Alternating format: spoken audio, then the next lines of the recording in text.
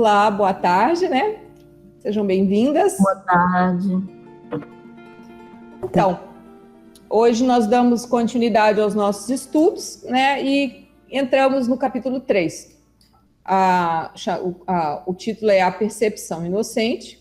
A sessão é Expiação sem Sacrifício. Então, antes da gente iniciar aqui, eu acho que facilita a leitura se a gente olhar essas duas palavras, percepção e inocente. Alguém poderia iniciar para mim explicando o que é a percepção dentro do conceito do livro, o que entende de percepção, o que o livro quer dizer? Ou simplesmente dizer o que pensa da percepção? Não? Ninguém lembra, né? Ele fala bastante essa palavra no livro. Como é que acontece essa percepção? Por onde?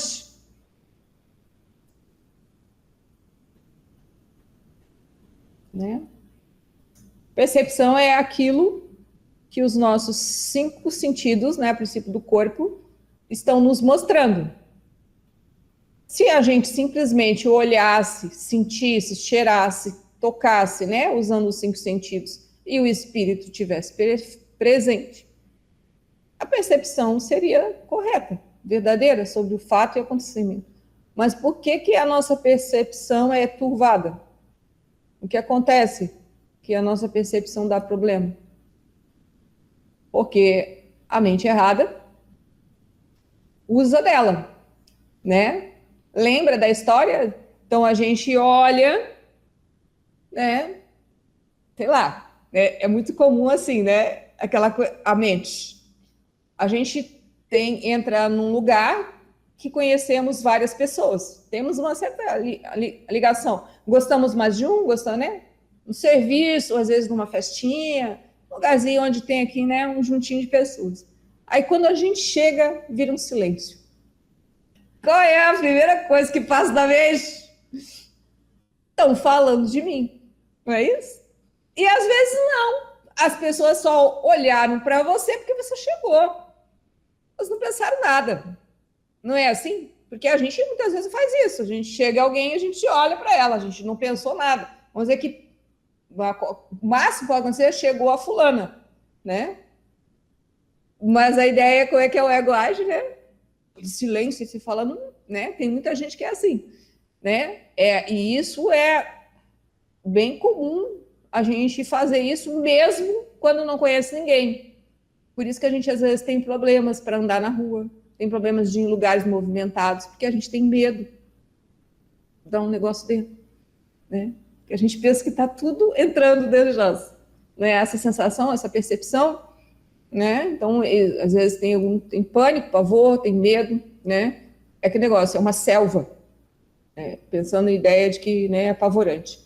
Então, essa é a ideia. Então, tem uma percepção, a percepção em si, né? Por isso que ela existe através dos 5 sentidos, com a presença do Espírito e com a ajuda do Espírito Santo, a percepção pode ser real e nos ajudar a ideia do perdão, não é? Quando a percepção ela é comente errada, a ideia é sempre ter problema. E aí aquela ideia. Inocente, o que é a inversa de ser inocente, gente? Qual é a sensação?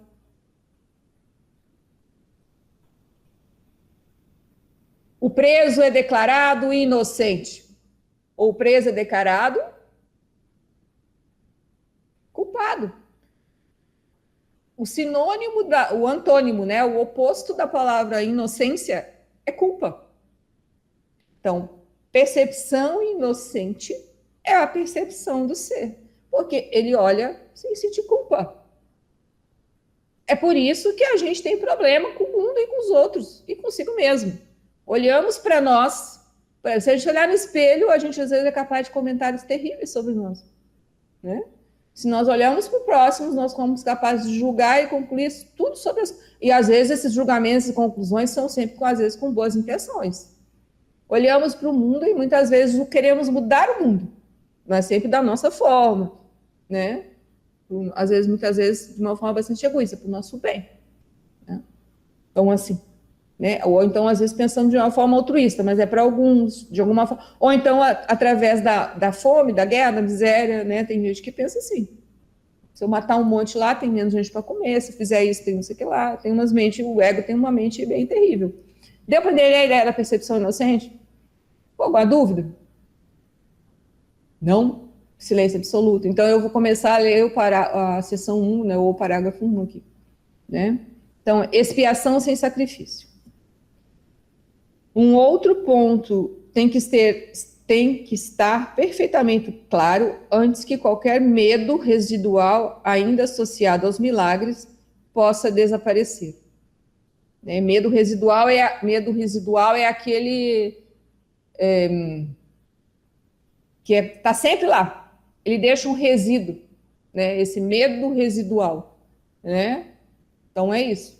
Então fala assim, ainda associado aos milagres possa desaparecer. A crucificação não estabeleceu expiação.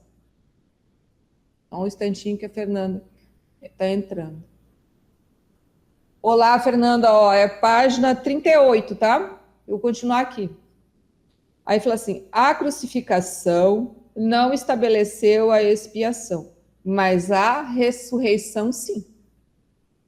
Daí ele fala assim, muitos cristãos sinceros compreenderam isso de modo equivocado.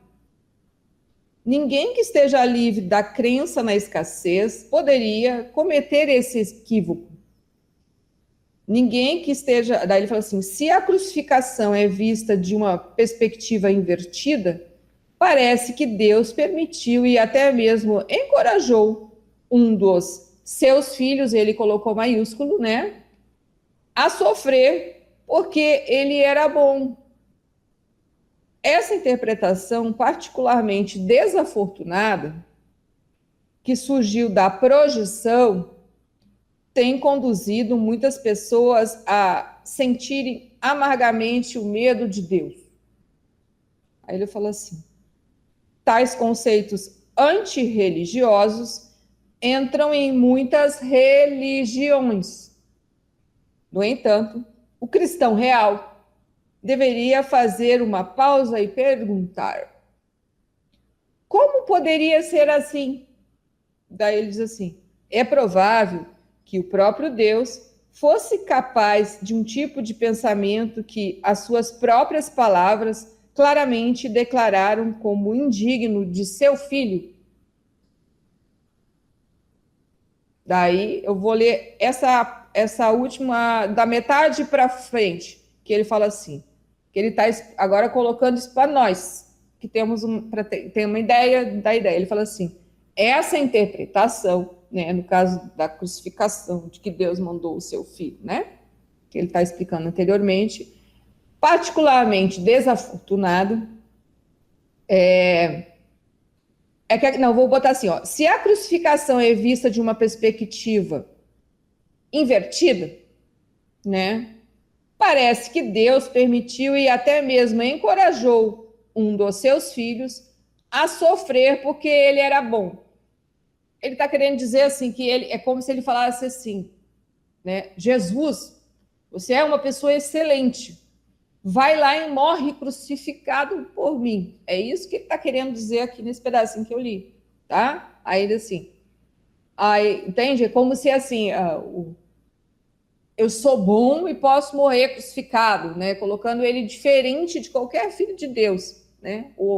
Aí ele fala assim, ó, essa interpretação, particularmente desafortunada, ele quer dizer que isso é desafortunado por quê? Porque é o equívoco das religiões, de pensar assim, né? Que surgiu da projeção, tem conduzido muitas pessoas a sentirem amargamente o medo de Deus. Porque se o Deus colocou o seu, entre aspas, que nós consideramos Jesus, o maior filho dele, né, diferente de nós, para morrer na cruz, né, se ele permitiu isso, imagina o que vai acontecer com a gente. Né? Aí o que acontece? Que a gente vai sentir medo de Deus, não é verdade? Aí ele fala assim, tais conceitos antirreligiosos, ou seja, contra a religião, né, que é a ideia, a palavra religião em si, no sentido conceitual, ela significa religação, ligar com. né? Então, anti não liga com nada, é a anti-ligação, né? Entram em muitas religiões. No entanto, o cristão real deveria fazer uma pausa e perguntar como poderia ser assim?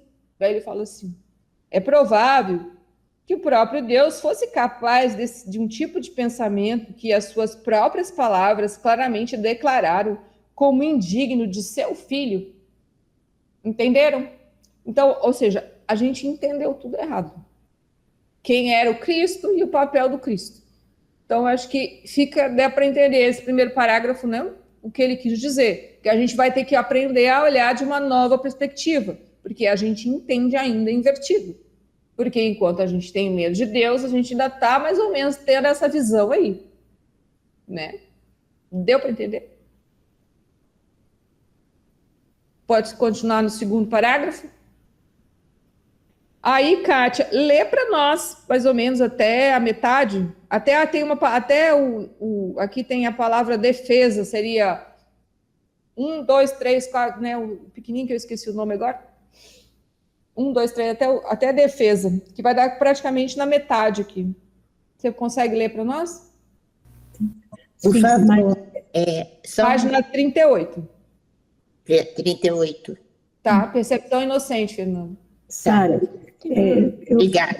que a Fernanda não tinha chegado ainda, né? Será que ela não quer ler, a Fernanda? Daí eu leio depois? Eu fui muita corrida para visitar embora. É que ela chegou agora, ela está baixando o volume dela, interno. Daqui a pouco ela vai. Tá. Obrigada. Nada. Então, é no capítulo 2 agora, né? É o parágrafo 2, a melhor defesa. Parágrafo 2, e vai até a palavra aqui que eu estou querendo enxergar ela. Quando for, eu paro, eu falo para você parar, vai lá. Tá bom. A melhor defesa, como sempre, é não atacar a posição do outro, mas, ao invés disso, proteger a verdade. Não é sábio aceitar qualquer conceito se tens que inverter todo um quadro de referências de modo a justificá-lo. Este procedimento é doloroso em aplicações de menor importância e genuinamente trágico em uma escala mais ampla. A perseguição frequentemente resulta em uma tentativa de justificar a terrível percepção equivocada de que o próprio Deus perseguiu o seu próprio Filho em prol da salvação. Essas palavras em si mesmas são sem significado. Tem sido particularmente difícil superar isso porque, embora esse erro em si mesmo não seja mais difícil de corrigir do que qualquer outro, muitos têm se recusado a desistir dele em vista do seu valor proeminente como defesa. Então, esse aqui está complementando aqui, ó. Vocês entendem essa ideia assim, ó, a melhor defesa, como sempre, é não atacar a posição do outro, mas ao invés disso, proteger a verdade? Vocês conseguem entender esse movimento dentro de vocês? Como é que funciona isso? O que ele quer dizer com isso? Como é que acontece dentro da gente? Fazer dentro do Sara, do seu ponto de vista. Oi? Gostei, Nerilene. Pode falar. Explica o seu ponto de vista. Isso. Então, o que acontece? A melhor defesa, como sempre, é não atacar a posição do outro, mas ao invés disso, proteger a verdade. Isso acontece exatamente assim. Quando eu, estou numa conversa com alguém, se eu não estiver em espírito, dentro de mim, buscando essa paz com Deus e estar ali na conversa com o outro, ou seja, não existe uma troca de ser para ser, vai ser uma guerra. Não é assim que acontece? A gente pode pegar exemplos pautados, assim, pautados por quê? Quem torce para um time X e um time Y. Aqui ele até fala assim, vamos botar o time de futebol? Ele fala assim, não é sábio aceitar qualquer conceito se tens que inverter todo um quadro de referência de modo a justificá-lo. Às vezes, tem pessoas que coisa de torcida, brigam, lutam, se batem, até machucam o outro por conta do gol que foi anulado, o gol que não aconteceu, o gol que aconteceu, o juiz que roubou. E a gente fala, não, eu tenho que bater nele porque ele é do time lá que o juiz né, ou alguém, né, roubou o meu time. E aí a gente justifica com esse ponto de vista. Não é assim? Muita gente não, a gente ouve, né? Matei porque eu não gosto dele. Tem gente que pensa assim, fez isso porque é aquilo, né? Então o ataque né, a gente se defende atacando, mas sempre isso é invertido porque a mente aí é errada usando, né? Aqui quando fala a gente tem que aprender que não há inimigos, somos irmãos. Esse é o grave problema nosso. Daí é por isso que a gente tem que entender a ideia aqui também que Deus considera todos nós filhos dele. Então ele jamais mandaria o Cristo porque ele era bom e ele tinha que morrer na cruz. Não foi isso, a gente entendeu errado. O Cristo veio ensinar exatamente ao contrário, né?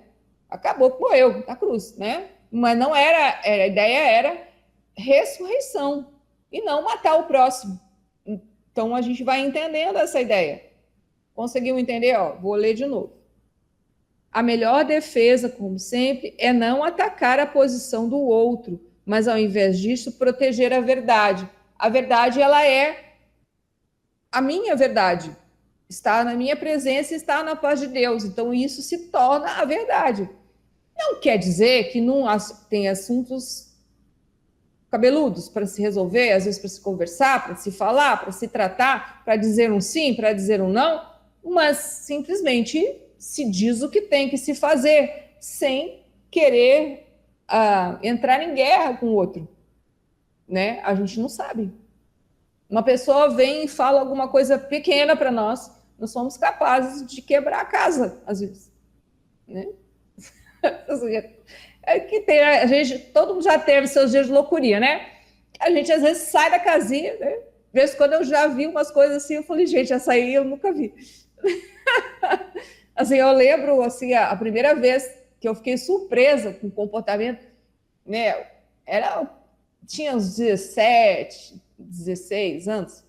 Na minha época, né? Faz bastante tempo, nós tínhamos costume de sair em grupos, né? E de rapazes e moças, né? Rapazes e moças, né? Pensar que era gente ainda, né? Mas a gente saía, às vezes, e ia para a praia, acampava, assim, e era um monte de gente. E aí, às vezes, a gente acampava e ia tomar um café da manhã nesses barzinhos de praia. Aí, tudo bem, né? E dessa, assim, era 6 aqui, 7 ali, só que era um monte de gente, alguns conhecia todo mundo e uns conhecia outro. Então, era um grupo de 30, 40 pessoas, todo mundo junto, mas muitos não se conheciam. Ou seja, era um encontro quase, um evento, né? Aí fomos todos tomar o café da manhã e tinha uma moça bem jovem, assim, e aí eu me lembro que ela era ruiva, né? Assim, porque ruivo, embora lá onde eu morei tinha bastante, mas não era uma coisa comum. Aí chegava todo mundo 6h30, 7 horas da manhã, tinha um monte de gente, porque nós não éramos os únicos na praia, né? Que tínhamos acampado e tal. Aí tinha o café da manhã, né? E nisso, eu não sei, porque eu estava um pouquinho longe, eu só ouvi a moça bateu a mão no balcão. Porque era a minha vez. Aí parou, todo mundo olhou, né? Tava todo mundo, né? Porque você não me atendeu. Você deu o pão, o café com leite para ele, sei lá, bem assim, uma coisa meio assim, porque foi aquela coisa assim, né? E o rapaz falou alguma coisa para ela, tipo, não vi, foi sem querer, ou, então vou te servir agora. Eu sei que ele falou assim, ele até ficou meio assim, que eu vi que ele foi meio para trás, assim, né? E quando ele disse isso, a moça ficou brava, ela subiu no balcão. Já era pequenininha, mas ela conseguiu pular no balcão e nisso mais 2 rapazinhos segurou ela. Essa moça se batia, eu sei que levaram para fora. Então é isso que eu estou falando dos 5 minutos de loucura, né? Ou seja, não aconteceu nada. Então a gente tem essas reações, né? A gente se sente contrariado e a gente tende né? Às vezes né? Então tem gente que tem a parte física, mas a gente também tem a língua. E quando a gente não tem a língua, a gente tem que é o que mais usa, que a gente mais usa, né? Se defende aqui dentro, né? E aí, depois que a gente larga o mundo, a gente vai começar a ver que a gente tem essa mesma pessoa fazendo o que aqui dentro? Culpando tudo que a gente faz de errado. Aí, isso aí é a percepção equivocada, não é a percepção inocente. Entenderam? Por favor, Nerilene. Microfone. Só para dizer que eu gostei dessa alegoria aí, de você falando assim, que às vezes a gente não faz como ela, né? Mas às vezes tem várias formas de fazer, né? Ação, o falar e a mente, aí que tá, né? A gente já matou um monte de gente. É incrível, né? Incrível, por isso a gente tem que estudar, gente. Para a gente se observar, porque é incrível, né? Essa questão da mente. Às vezes a gente não tem nem consciência, né? Não. De certas atitudes. Aí, quando a gente começa a dar conta disso, a gente para de pensar na vida dos outros, porque a gente vai ver que a gente tem uma vida bastante complicada para resolver. Isso mesmo. Assim. A gente já tem bastante material para fofocar, que fofoca, que fala, que isso, que aquilo, que critica, entendeu? Fala, gente, eu não preciso olhar os outros, eu tenho aqui dentro. Por isso que o Joey fala dessa questão, que a gente gasta energia demais, né? Sim. Com essa questão do outro, né? Ele está criando a sua realidade de harmonia, de equilíbrio, equilibrando suas emoções, nós estamos gastando tempo com o outro. Gastando tempo de vida. Gastando aí tempo a gente dá valor à vida que tem. Entende? Vamos dizer assim, né? A gente, dentro dessa linha da possibilidade que a gente conhece, desse mundo da forma que é de 0 a 100. Ou seja, se a gente já passou da metade, a gente só tem mais a metade, para que eu vou viver mal? Né? Alguns chegam mais cedo, mas outros chegam mais tarde. Então, aproveitar para ser feliz no tempo que resta. E feliz é viver o momento presente, deixar de lado o passado, essas coisas, mudar a percepção. É a percepção inocente, é viver sem culpa. É isso. Né? Então, é mesmo que eu penso, né? Aí vamos estar aqui, aí ele fala assim, ó. Peraí, que eu estava. Aí ele fala: a melhor defesa não é saber aceitar qualquer conceito se tens que inverter todo um quadro de referência de modo a justificá-lo.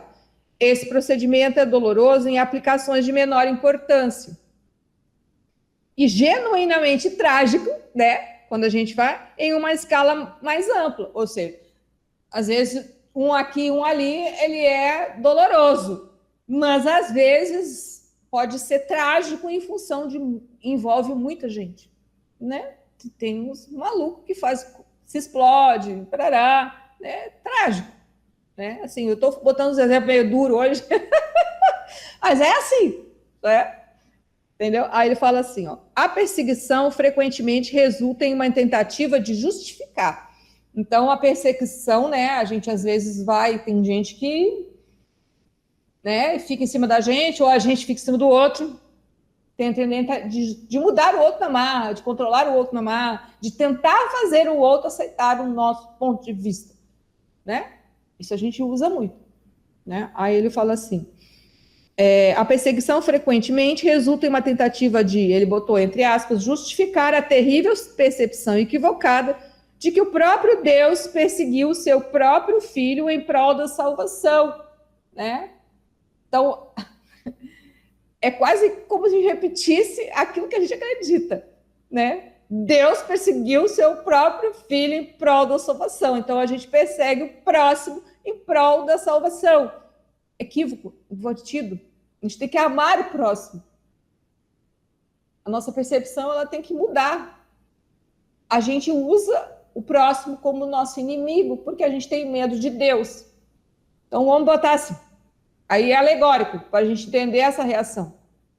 Eu, filha de Deus, fulano, filha de Deus. Perfeito. Né? No sentido de que eu tenho um ser, ele tem um ser, ele tem um espírito, ele tem um espírito. Né? Tá? Quando eu olho para o próximo, eu deveria ver o espírito. Mas como eu tenho a minha ideia, né? É o meu, e ele está na escuridão, ele está se sentindo culpado, quando eu olho para o próximo, eu sinto o próximo da culpa do próximo, porque ele também está culpado lá. E isso é a ideia, a gente ataca, né? Ou seja, quando a gente... porque isso é o medo de Deus. Consegue entender a ideia, a sensação que é? Porque a gente não se reconhece como filho de Deus, então a gente tem medo de Deus. Quando a gente se reconhece como filho de Deus, o próximo também é filho de Deus. Então não há por que ter medo de Deus. Consegui explicar? Ou não? O mecanismo. Então por isso que a gente passa, quando a gente se sente mais acolhida por essa ideia do divino, o próximo também ele se torna divino porque a gente consegue ter essa percepção dele, porque ele é igual a nós. Agora, se a gente vive no inferno, a gente vai encontrar o inferno do próximo, porque ele também tem o inferno dele, por isso que somos iguais. Não tem diferença. Consegui fazer entender ou não? A ideia, o mecanismo. Por isso que a gente pode viver buscar uma paz interna muito maior quando olhamos o próximo como a nós mesmos. Percepção inocente. O próximo é inocente porque ele não é culpado de nada também. Consegue? A gente vai fazendo esse movimento. São palavras que eu estou falando, mas são movimentos que a gente vai fazendo e aprendendo a olhar de uma nova perspectiva, né? Daí ele diz assim: essas palavras em si mesmas são sem significado. Tem sido particularmente difícil superar isso, porque, embora esse erro em si mesmo não seja mais difícil de corrigir do que qualquer outro, muitos têm se recusado a desistir dele em vista do seu valor proeminente como defesa. Né? A gente se usa dessa sensação para se defender. Né? Entende? Então, a gente dá papéis a Deus ou dá conceitos sobre Deus que são equivocados. Né? Então, a gente tem um Deus bonzinho e um Deus mauzinho. Né? Então, o Deus bonzinho é aquele que... Né? E o mauzinho é porque quando a gente faz coisa errada, porque a gente se sente culpado, ele nos castiga. Então, a gente tem isso na vida porque Deus nos castigou. Tem isso aqui, e não é verdade. Essas coisas que nós temos na nossa vida, que porventura possam acontecer conosco, não tem nada a ver com Deus. Tem a ver com ego. Né? É uma percepção equivocada, que nos levou a cometer equívocos, que nos levou a brigar com o próximo, a odiar a si mesmo e odiar o próximo. Né? Porque a gente não se sente digno de ser filho de Deus, porque se Deus mandou o próprio filho, entre aspas, que o pessoal disse que era o mais amado dele, para a cruz, imagina a gente. Né? A gente não consegue entender isso. Dentro da gente não consegue, não existe isso. Isso não foi verdade. Né? Todos somos um. Todos somos filhos de Deus, somos parte de Deus, somos uma parte dele. Então, isso é a ideia da filiação. Somos filiais, deveríamos ser filiais a essa ideia. Né? Aí, vamos até aqui. E aí, tem sido particularmente difícil, né? Aí eu vou ler esse pedaço. Em formas mais brandas, né? Agora falando assim, um pai diz: isso fere mais a mim do que a ti. E sente-se exonerado ao bater em uma criança. Olha só, entende? É a mesma ideia. Entende? Então a gente às vezes é malvado, justifica o bom em cima da maldade. É o que ele quis dizer mais para cima do texto, né? Tu podes acreditar que o nosso pai realmente pense desse modo? Não. Se a gente vai tirando essa ideia, fica mais fácil, né? É tão essencial que todos esses pensamentos sejam dissipados. Ele fala assim, que nós não podemos deixar de estar seguros de que nada desse tipo permaneça na tua mente. Aí daí ele fala assim, eu não fui, ele colocou entre aspas, punido, porque tu foste mal. Ele fala assim, a lição benigna que a expiação ensina está perdida se for manchada com esse tipo de distorção sob qualquer forma. Então, a ideia é aquela, que o Cristo morreu na cruz para nos salvar, tem que sair da nossa mente. Não foi isso que ele veio nos ensinar e nos mostrar. Ele veio nos mostrar a ideia de ressurreição, que é a primeira parte aqui, ó. Ele fala assim, a crucificação não estabeleceu a expiação, mas a ressurreição, sim. Né? Lembra que a cruz tem a linha horizontal e vertical. Conforme a linha da vida muda de degrau, né, a gente sobe patamares. Então, a cruz ela veio significar esse estado e esse nível de ser. Poderia se explicar dessa forma, né? O ponto matemático em que nós nos encontramos, né? Ou seja, de acordo com a nossa percepção, nossa ideia de estar mais em presença do Espírito, essa ressurreição ela pode vir a acontecer. A ideia é essa. Né? Eu estou falando de uma forma simplinha, né? Isso são processos e caminhos, mas a ideia é essa. Né? Aí ele fala assim, alguém levantou a mão, Nerilene, por favor. Microfone. Hein, Sara? Tem um questionamento aqui. A gente poderia ver essa ressurreição, como você falando, como o ser ir se iluminando aos poucos? Vamos botar dessa forma que eu acho que fica mais simples. Lógico que tem muitas coisas que acontecem, a gente não pode se comparar ao trabalho do Jesus, o Cristo, e de outros que já chegaram a outros. Do patamar. Né? Mas da mesma forma que eles chegaram nesse patamar e a gente entende que eles estão mais longe ou estão aparentemente numa distância de nós, vamos ter que fazer o mesmo caminho. Eu entendo dessa forma. Não, mas é isso mesmo. Nós somos criados para a luz. Isso. Então, e aí é aquele negócio. O tempo não existe.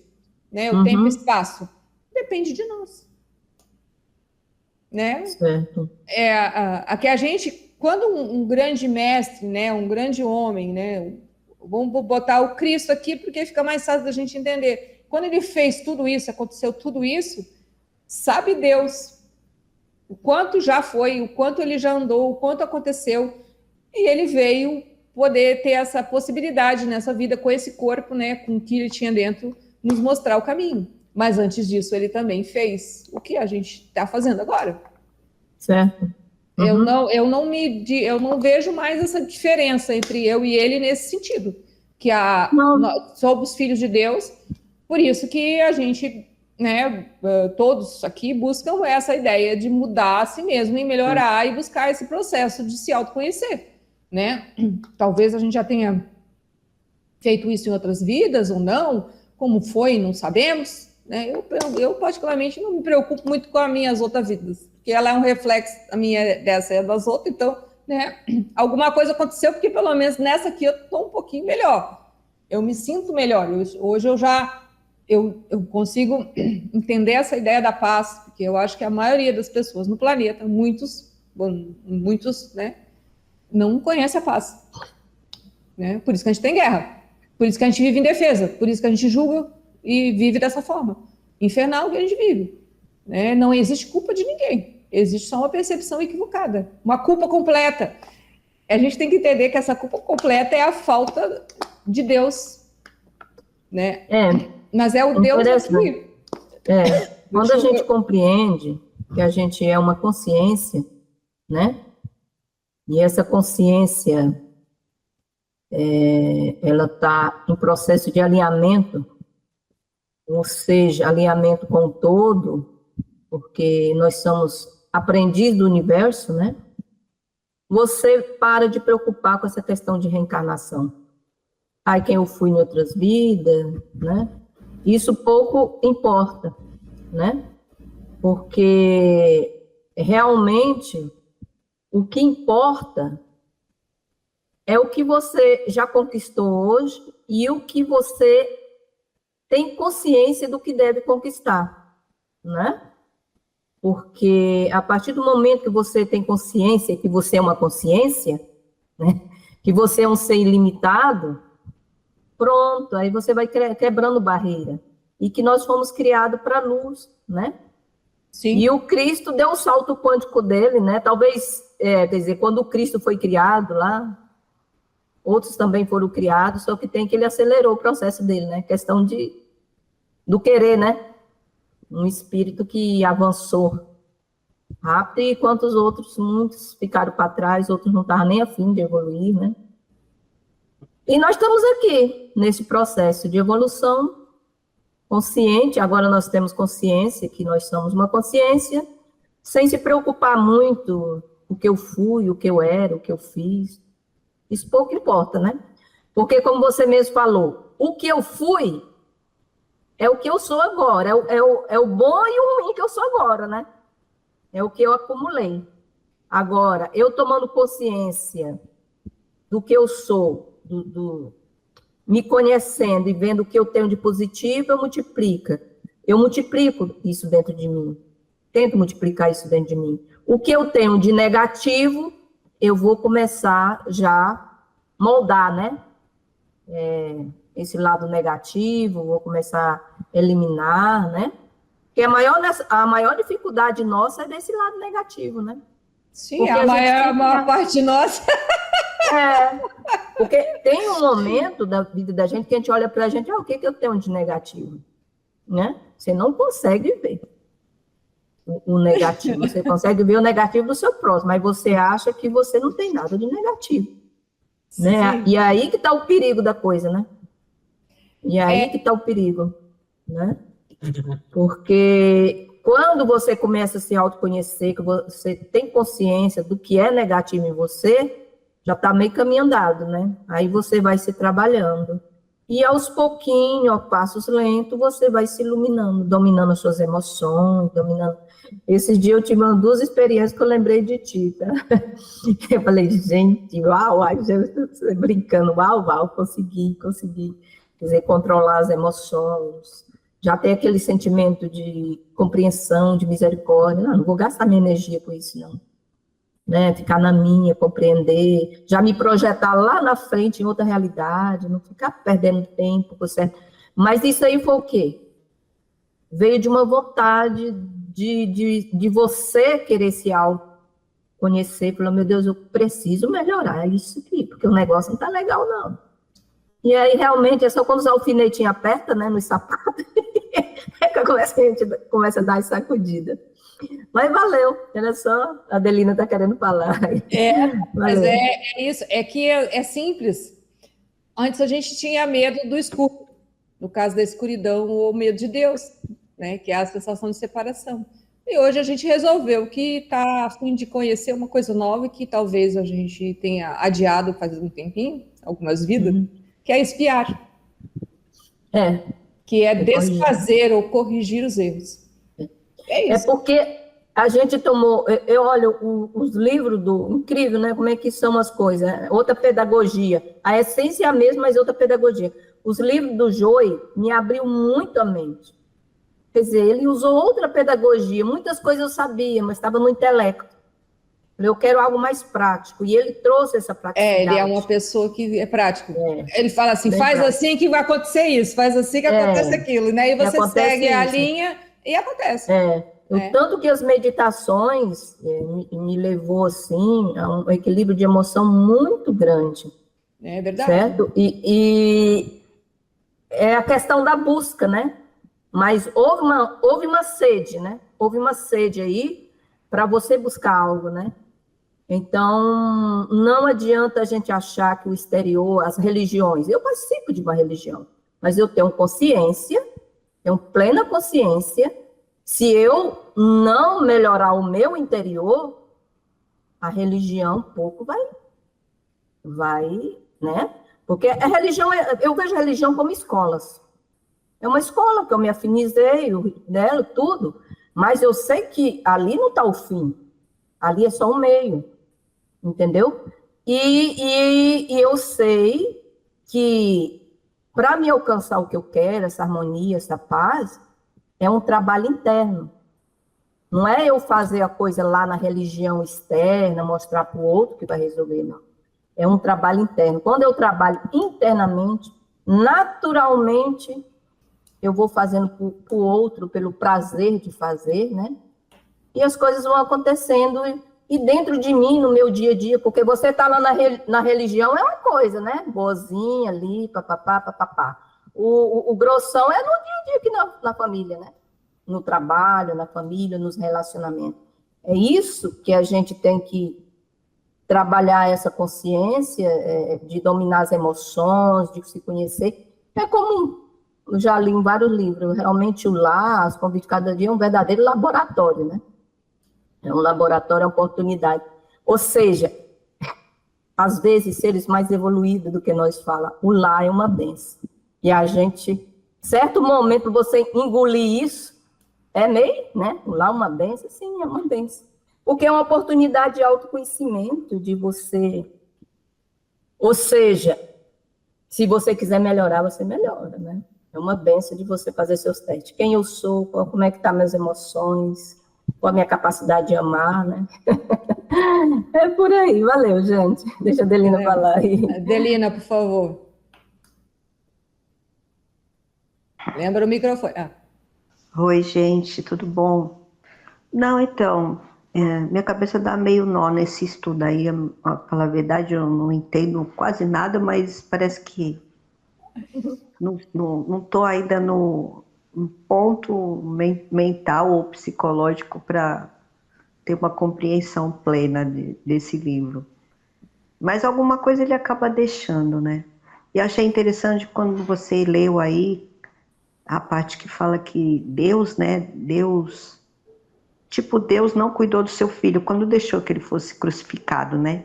Tem uma parte aí que você lê. Então as pessoas creem nesse Deus que deixou esse filho ser crucificado, né? Então é um Deus sarcástico, né? É um Deus que...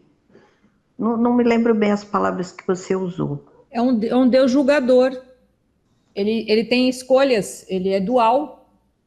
Aí eu fico pensando, ainda ontem, meu marido gosta de ver filme bíblico, assim, aí ontem ele colocou Ben-Hur.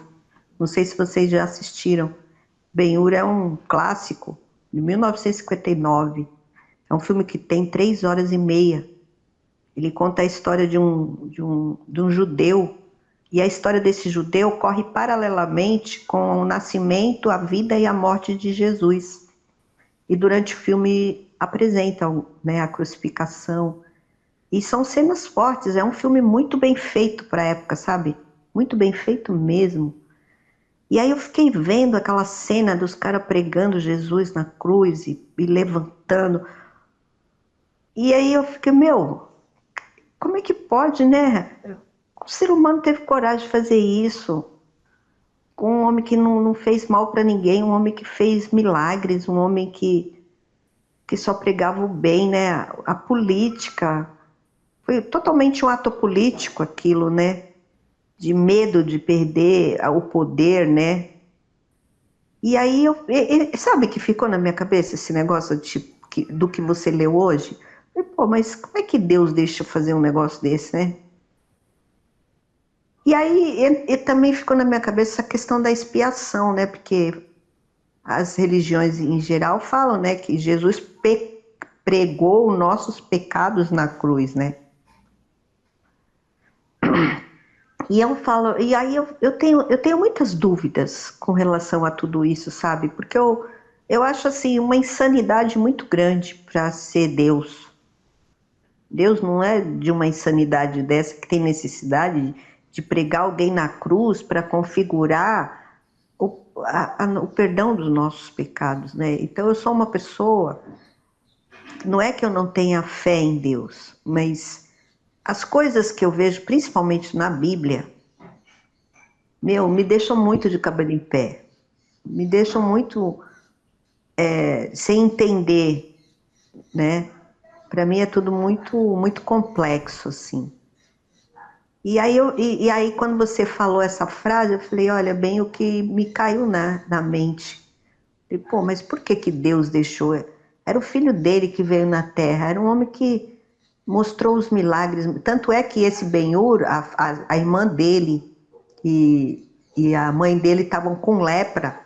E quando Jesus morreu, na morte, que tudo escureceu, e caiu uma chuva, e deu terremoto e tal, a mãe dele foi curada, a mãe e a irmã dele foi curada da lepra, né?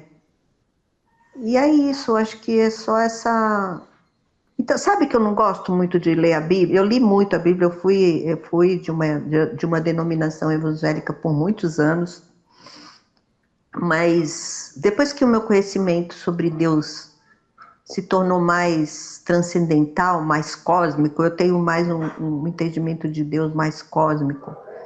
Eu não gosto muito de ler a Bíblia, não, porque é muita coisa assim estranha. Tudo bem que era um povo quase pré-histórico, às vezes eu também procuro analisar conforme o contexto histórico, né? Era um povo de um contexto histórico diferente do nosso. Mas eu fico pensando, se Jesus viesse agora, nós faríamos praticamente a mesma coisa, só não ia colocar na cruz, né? Porque hoje em dia não é mais o meio de matar alguém, mas de alguma forma nós mataríamos.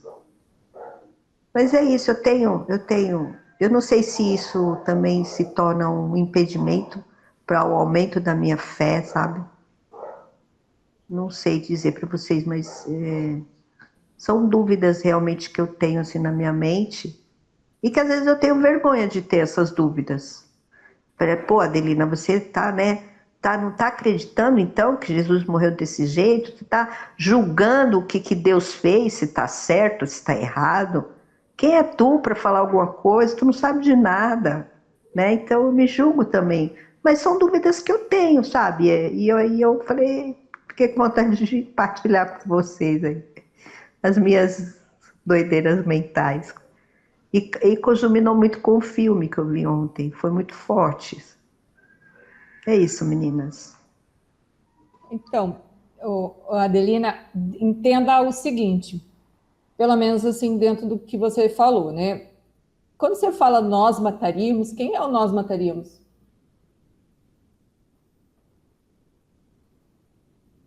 Nós, a sociedade, os seres humanos hoje em dia, nós, né? Nós, a nossa sociedade, nosso modo de vida. Tá, e quem é esse que mataria?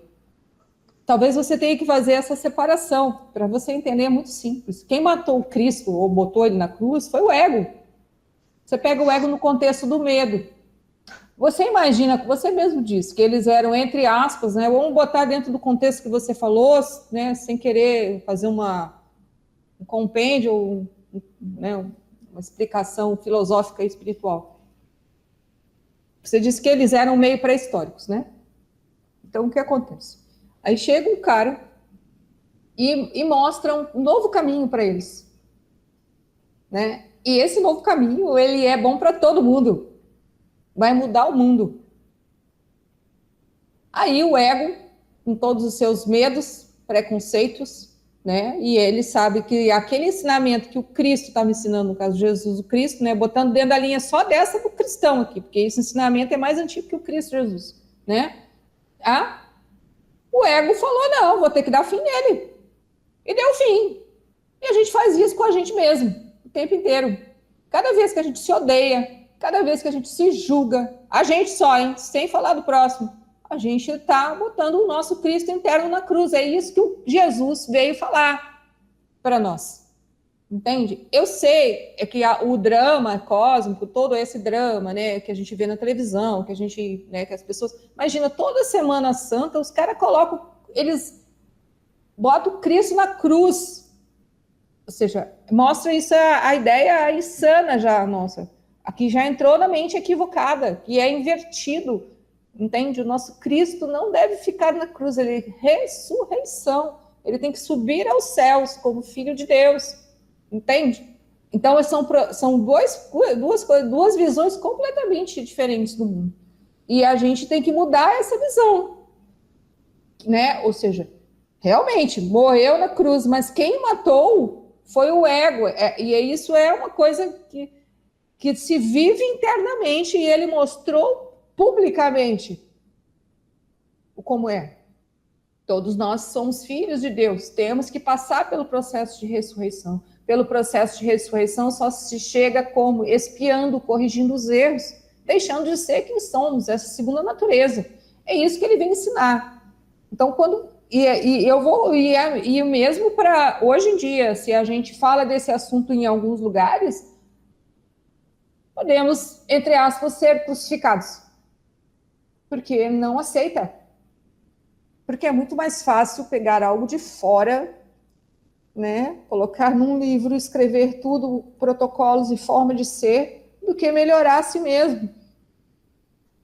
Eu não sei se eu consegui.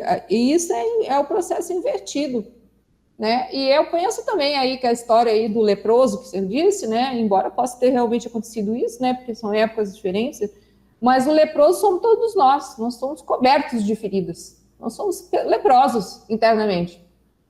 A gente cheira até mal às vezes, né? Se olhar, eu não estou julgando a gente, eu estou dizendo isso. É assim que a gente se sente. Quando a gente começa a trabalhar sobre si, olhar para a nossa escuridão, nós nos curamos. As nossas lepras, as nossas feridas, as nossas dores, elas desaparecem, porque mudamos a nossa percepção. Não nos sentimos mais culpados. E tem que entender que todas essas religiões, a maioria, principalmente as ligadas ao cristianismo, elas só têm a única função de nos mostrar uma ideia invertida das coisas. Mostrar que somos pecadores, que Deus mandou o seu filho, o maior filho, para morrer, para a gente se salvar, mas se a gente não acreditar nele, nós somos pecadores e vamos para o inferno. E isso está lá dentro da nossa mente. E não é verdade. Então a gente não tem que agradecer ao Cristo, embora tenha sido o que ele fez. Porque ele nos mostrou o caminho. Eu sou o caminho, a verdade e a vida. Acho que foi ele que falou isso, né? Eu tenho outros que falam algo muito semelhante. Então é isso. É isso. E entender isso internamente. E aí você não sofre mais. Não tem que sofrer. É um com ele. Entende? Eu e o Cristo em si somos um. Porque somos todos... A ideia do Cristo é a ideia do Filho. Pai, Filho e Espírito Santo. Né? Então, é uma parte de nós. É assim que eu entendo. Então, eu, pelo menos, assim, dissolve-se um monte de coisas. Eu não sei se eu consegui te explicar um pouco, ou te mudar alguma ideia, Adelina. Né? Porque talvez você ainda tenha isso. Essas crenças, você vai ter que perdoar muita coisa.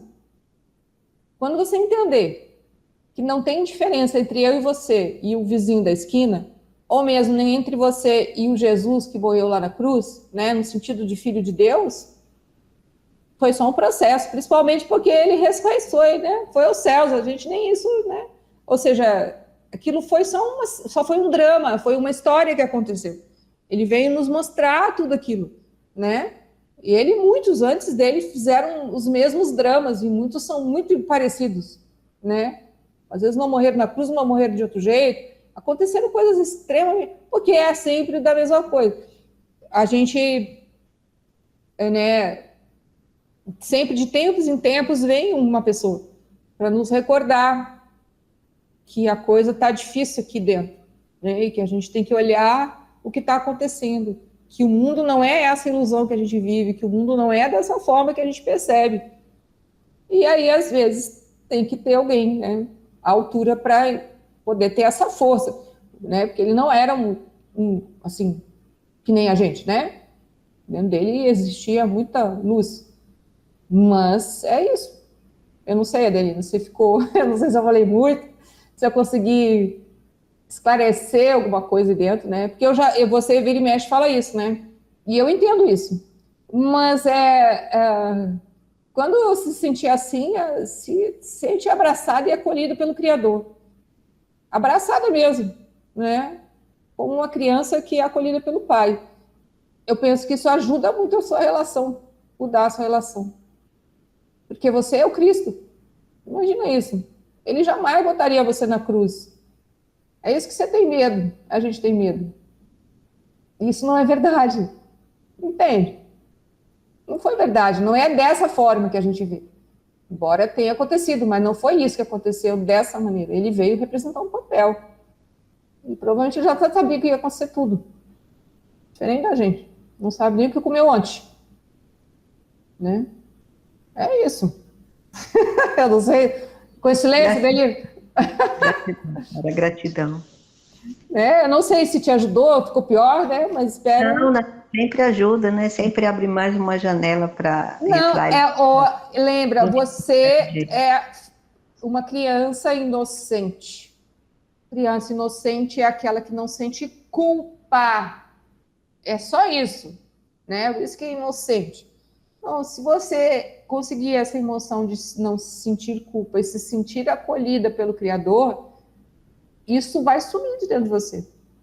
Essas ideias equivocadas que estão aí dentro, essas crenças que foram colocadas dentro de você, que você comprou, tá? Não é culpa nem do seu pai e da sua mãe. Tá? Entende isso também? E papai e mamãe não tem culpa.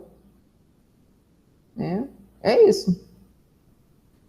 Vamos lá aqui, deixa eu ver aqui. Aí, ó. Em formas mais brandas, um pai diz: isso fere mais a mim do que a ti. E sente-se exonerado ao bater em uma criança. Tu podes acreditar que o nosso pai realmente pense desse modo? É tão essencial deixar de estar seguro de que nada desse tipo permaneça na tua mente. Eu não, entre aspas, fui punido porque tu foste mal. Ele falou assim, né? O Cristo. Então, isso é a culpa. Essa mesma sensação, né? Que a gente é filho, a gente né? Tem essa essência crística. Então, não foi o Cristo, Deus não me puniu. Deus não quer o meu mal. A gente tem que entender isso. Tá? Aí ele falou assim, a lição totalmente benigna que a expiação ensina está perdida se for manchada com esse tipo de distorção sob qualquer forma. Então, são coisas que a gente tem que ressignificar. Eu não estou falando que a gente conversou aqui agora, amanhã está todo mundo papinho, não. Porque cada vez que sentiu medo, está com medo de Deus. Então, a gente não ressignificou ainda. A gente está ressignificando. Entender isso? Daí ele fala assim, ó, o 3. A declaração. A mim pertence a vingança, diz o Senhor. É uma percepção equivocada, através da qual a pessoa atribui seu próprio passado, entre aspas, mal a Deus. Né? Aí eu vou ler de novo. Ó. A declaração. A mim pertence a vingança, diz o Senhor. Né? Aí, assim, é uma percepção equivocada através da qual a pessoa atribui seu próprio passado mal, ou seja, tudo que você fez de errado, a Deus. Né? Como se Deus tivesse alguma coisa a ver com isso. Deus é amor, gente. A gente ainda não entendeu bem quem é Deus aí, né? Deu para entender que Deus não é nada de muito que nós pensamos. A gente coloca o Deus fora de nós. Aí ele fala assim, o passado, aí ele bota entre aspas, mal, nada tem a ver com Deus. Ó, ele não o criou e não o mantém, né? Por isso que só existe o momento presente. Aí ele fala assim, Deus não acredita em retribuir o mal com o mal. A sua mente não cria desse modo. Ele não guarda teus feitos maus contra ti. É provável que os guardasse contra mim. Daí ele fala assim, contra mim aqui é o Cristo. Né? Ele fala, certifica-te de que reconheces como essa suposição é completamente impossível e como surge inteiramente da projeção. Esse tipo de erro é responsável por batalhões de erros relacionados a isso, incluindo a crença em que Deus rejeitou Adão e o forçou a deixar o jardim do Éden. É também por isso que, de tempos em tempos, podes acreditar que eu estou te dirigindo equivocadamente. Tenho feito todo o esforço para usar palavras que quase não têm possibilidade de serem distorcidas, mas é sempre possível distorcer símbolos, se tu desejas. Alguém quer fazer alguma pergunta? Sara, primeiro eu quero falar que a Leila tinha levantado a mão, tá? E segundo... Não, mas não está aqui, mas pode tá bom, pode. Tempo, ela baixou a mãozinha, foi antes de você ler. Eu gostaria que você explicasse esse parágrafo para nós. Está muito bacana isso aqui, muito bom. Tá, mas então a Leila, por favor.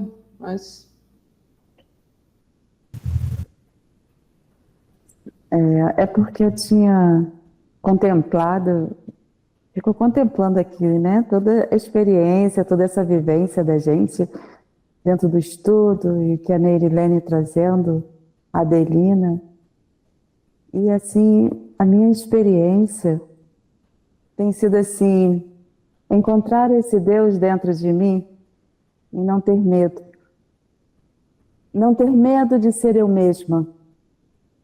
Não ter medo de ser verdadeira com aquilo que eu sinto, os momentos que eu estou experimentando, sem ficar muito focada se está certo ou errado, bom, ruim, ou credo, política, nada. Eu tenho tido essa experiência comigo de encontrar, buscar cada dia mais esse Pai, Filho e o Espírito, né? O Espírito Santo de Deus,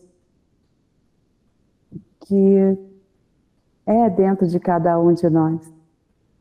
Então, a cada momento, a cada experiência, aqui não cabe colocar as experiências que eu tenho vivido, e as quais, assim, tem sido maravilhoso tudo que a gente tem estudado, tanto aqui quanto no grupo, porque me leva cada vez mais a ter essa fé, essa confiança de que é o amor.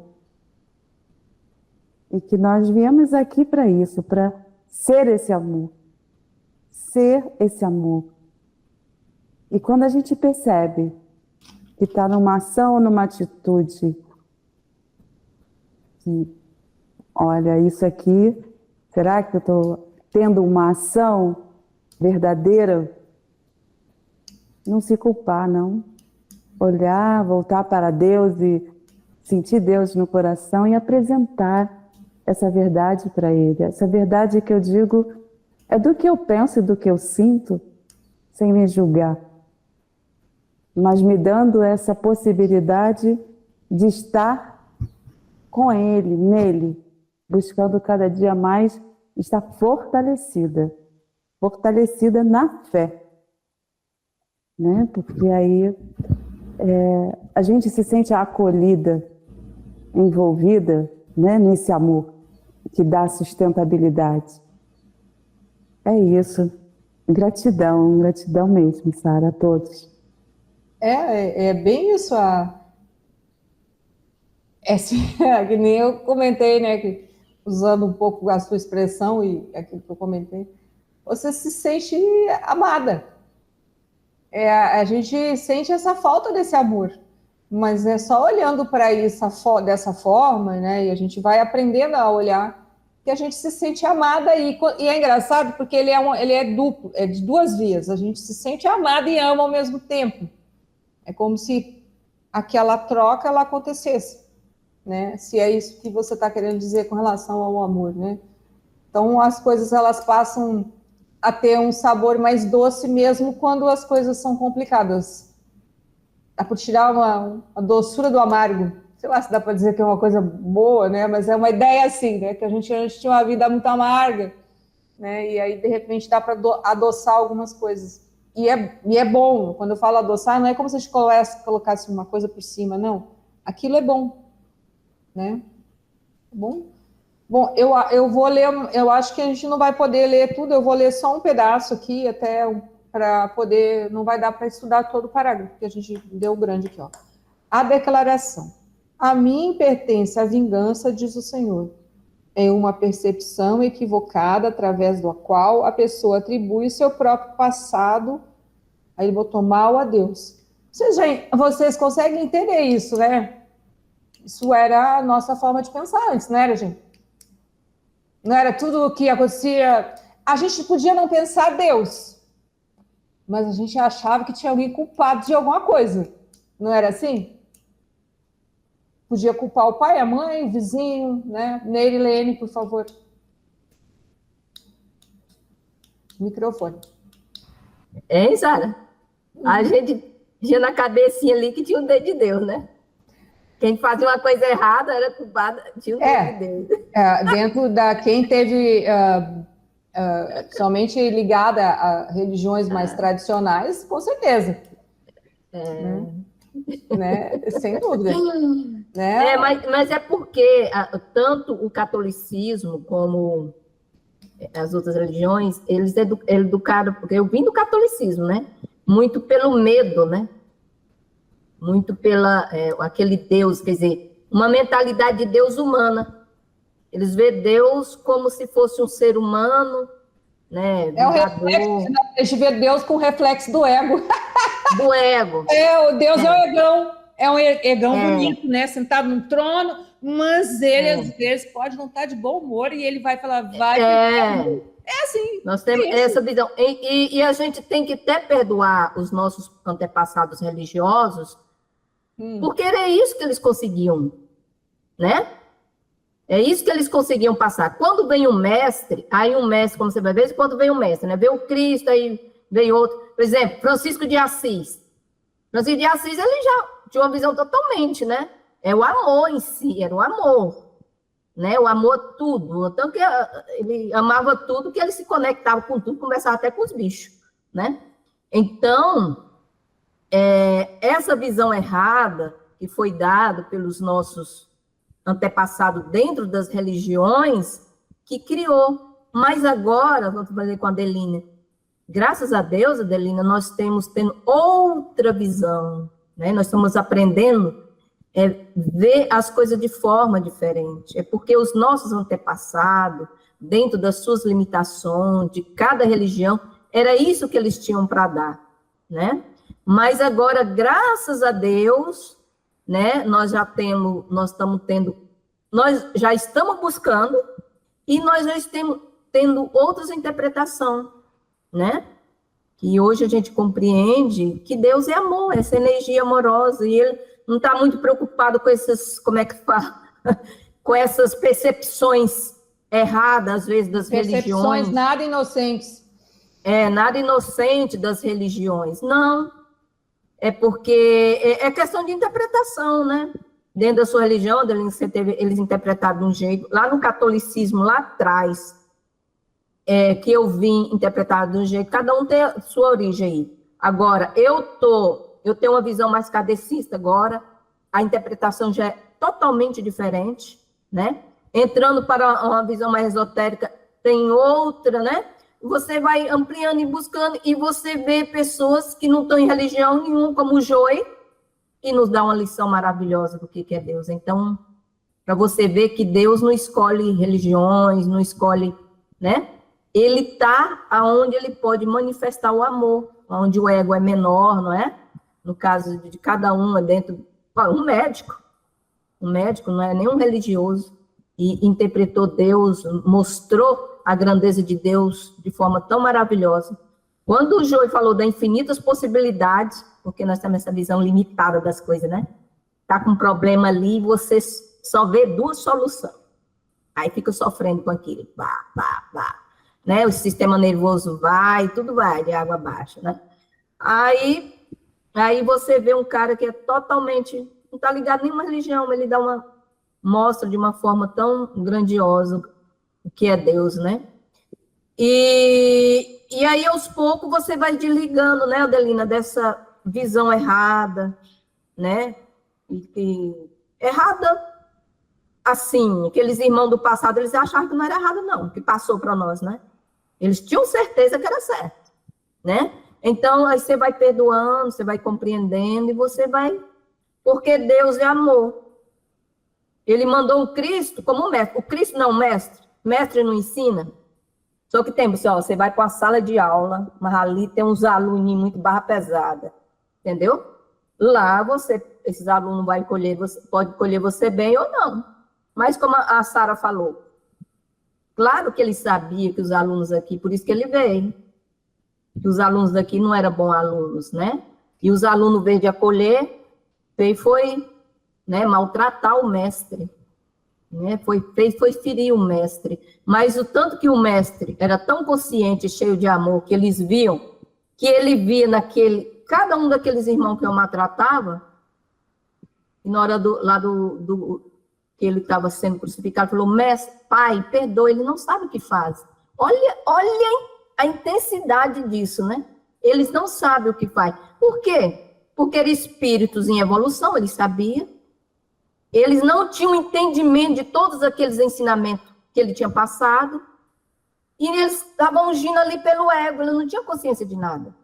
Então, perdoe, pai, ele não sabe o que faz. Mas alguém precisava ser o professor, né? E ante tantos Cristos que tem no universo, foi escolhido esse Cristo nosso maravilhoso aí, que ele veio para dar essa lição, né? E passou. Hoje ele está na luz lá, continua trabalhando para nós. E nós aqui, agora que a gente veio captar a lição dele. Entendeu? É verdade. Agora que a gente veio captar. Valeu, gente. Kátia, por favor. O meu microfone está desligado? Não. Por favor, Kátia. Sara, você pode explicar para nós quem é esse mim? Na pergunta aqui, quem é mim? Aí eu penso que vai ficar legal para a Adelina. Mais legal ainda. Na Você pergunta. fala no 7 aqui, mas é que senão eu vou... Não, querida. Tá no 5, tá no 7. É uma pergunta que ele faz, né? Aí quem é esse mim? Tá no parágrafo 3. Sim, no parágrafo 3.